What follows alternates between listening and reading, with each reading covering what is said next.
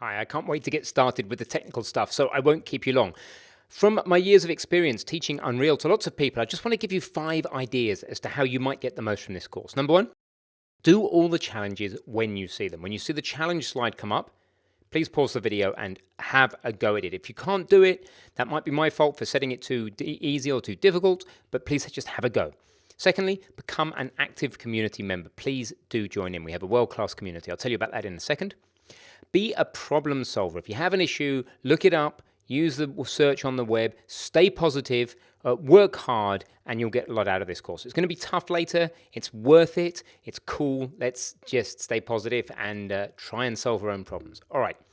I want to remind you that you are not alone. We have a world-class community forum. You can talk on there about whatever, you can show off your work, or you can ask questions that'll be picked up by other students, by my student instructor, or by myself as necessary.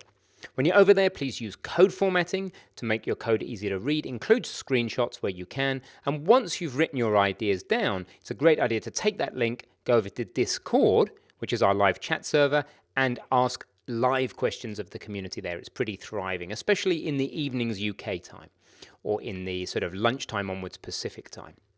I've included links to both the community forum and the Discord chat server in the video.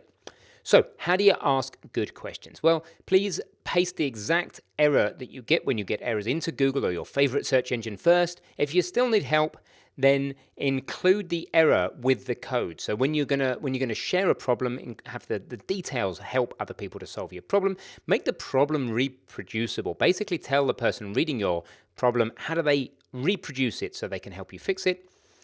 Keep the description as short as possible, but as long as necessary, and go ahead and get in the culture of answering other people's questions. So that's it. I want to keep this video short. What I'd love you to do now is pop over to our community forum, look at some of the questions there in the Unreal Ask category, give others some feedback on how they could ask their question better. If you see topics that aren't getting a lot of love, then maybe you could give those people some guidance on maybe why. And if you're an experienced developer or an experience with Unreal, then please consider helping other people out. It's massively appreciated, and a lot of people find that very satisfying to do. That's it. Thanks for watching. Going to do a quick review of what I've just said, and I'll see you in the next one.